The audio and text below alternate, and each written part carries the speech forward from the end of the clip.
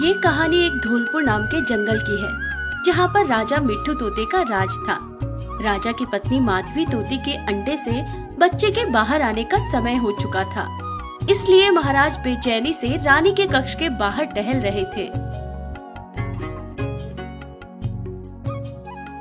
बधाई हो महाराज, महारानी ने एक बेटी को जन्म दिया है। अरे वाह, तुमने तो बहुत अच्छी खबर सुनाई है। जल्दी बताओ, मेरी बेटी मुझ पर गई है या महारानी पर? अवश्य ही मेरी बेटी चंद्रमा की तरह सुंदर होगी। महाराज, वो आप स्वयं ही देख लीजिए, मैं छोटा मुंह बड़ी बात नहीं कर सकती। सेविका की बात सुनकर महाराज थोड़े संशय में आ जाते हैं और अपनी पत्नी के कक्ष में पहुंच जाते हैं। माधवी, आज हम बहुत खुश हैं। आपने हमें चांद जैसी बेटी देकर दिल खुश कर दिया है। देखना, अपनी राजकुमारी के लिए मैं सबसे सुंदर और योग्य राजकुमार को ढूंढ कर लाऊंगा। महाराज, एक बार पालने में अपनी बेटी को तो देख लीजिए। मैं तो स्वयं बहुत लज्जित महसूस कर रही हूँ। न जाने ईश्वर ने हमें किस गलती की सजा दी है। अपनी पत्नी के आंसू देखकर महाराज पालने में सोती अपनी बेटी को देखने के लिए चले जाते हैं। ये कैसा मजाक है माधवी? हमारे शाही परिवार में आज तक इतना काला और बदसूरत पक्षी कोई नहीं हुआ है। मैं किस मुंह से इसे अपने राज्य के राजकुमारी घोषित कर पाऊंगा? इसके कुछ दिन बाद रानी माधवी दो सुंदर तोतों को जन्म देती है, जिन्हें महाराज बहुत ही लाड प्यार करते हैं। धीरे धीरे तीनों बच्चे बड़े होने लगते हैं, किंतु बड़ी बेटी काजल को उसके रंग के कारण कभी भी प्रेम नहीं मिलता है। मेरे दोनों भाइयों को पिताजी इतना प्रेम करते हैं, किंतु मेरी तो परछाई से भी वे दूर रहना पसंद करते हैं। क्या मेरा काला रंग एक अभिशाप है? क्या खूबसूरत होना ही शाही परिवार की निशानी है?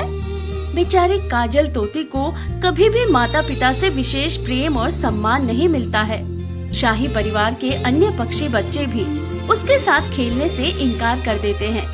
वो बेचारी उपेक्षित सा जीवन जीने लगती है। एक दिन महाराज मिट्ठू सिंह अपने सैनिकों के साथ जंगल की सैर पर निकलते हैं। सैनिकों, आप लोग महल की ओर लौट जाइए। मैं कुछ देर अकेले में जंगल की सैर करना चाहता हूँ।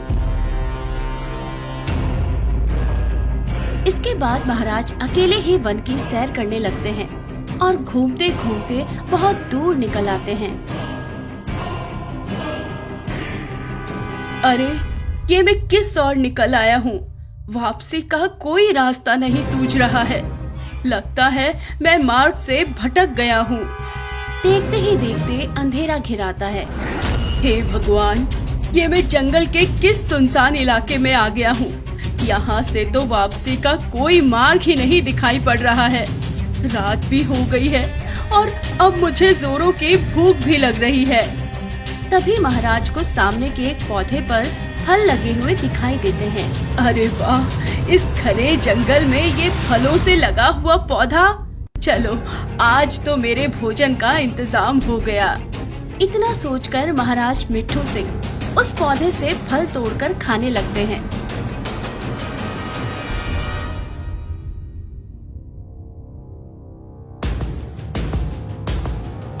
फल खाने के कुछ देर बाद ही महाराज मूर्छित हो जाते हैं। इधर जब रात होने तक भी महाराज महल में नहीं लौटते, तो सैनिक उन्हें खोजने निकल पड़ते हैं।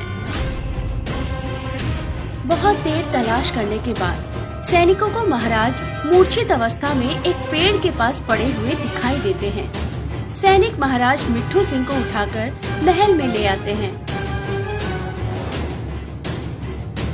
हे भगवान, ये महाराज को क्या हो गया है? आप लोग जंगल के बड़े वैद्य को बुलाइए और महाराज का शीघ्र अतिशीघ्र उपचार कराइए। महारानी की बात सुनकर सैनिक वैद्य जी को बुला लाते हैं। क्षमा चाहती हूँ महारानी, किंतु महाराज की नब्ज तो धीमी होती जा रही है। अवश्य ही इन्होंने कोई जंगली फल खाया है, जिसके कारण इनकी ऐसी हालत हुई है। मैं तो एक सामान्य वैद्य हूँ।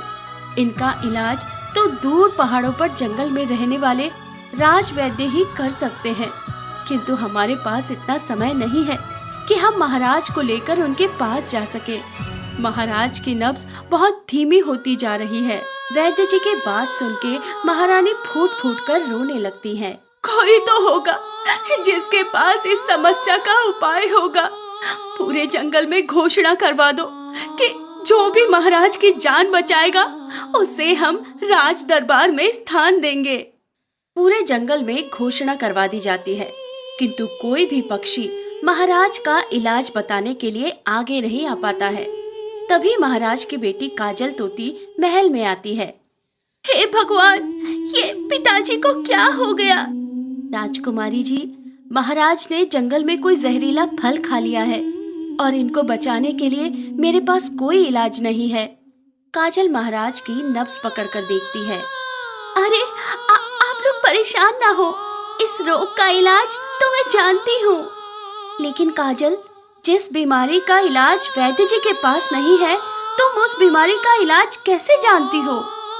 माँ, मैंने अपना बचपन अकेले ही बिताया है। बचपन से ही मेरे भाई बहन, यहाँ तक कि जंगल के अन्य पक्षी भी मेरे साथ खेलने से कतराते थे। मेरे रूप रंग के कारण कोई भी मेरे साथ नहीं रहना चाहता था। इसलिए मैंने अपने समय का सदुपयोग किया और मैं पहाड़ी के जंगल में जाकर वैद्य जी से शिक्षा लेने लगी। धीरे धीरे मैं वैद्य शास्त्र में निपुण हो गई। माँ, आज मैं जटिल से जटिल रोग का इलाज करना जानती हूँ। अब आप लोग ज्यादा समय व्यर्थ ना करें और जल्द से जल्द जो सामान मैं कह रही हूँ वो लेकर आए, ताकि मैं पिताजी की जान बचा सकूं। काजल की बात सुनकर महारानी बहुत खुश होती है और सैनिकों को काजल के बताए अनुसार सामग्री लाने का आदेश देती है। काजल पूरे मनोयोग से महाराज का इलाज करती है।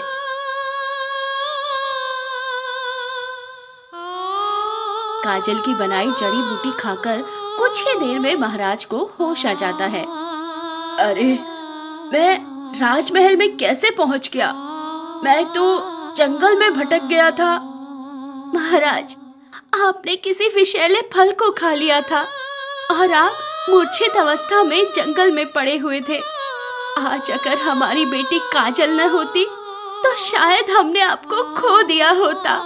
काजल ने ही आज अपने गुणों और हुनर से आपकी जान बचाई है। ये तुम क्या कह रही हो माधवी? क्या सच में मेरी बेटी काजल ने मेरी जान बचाई है?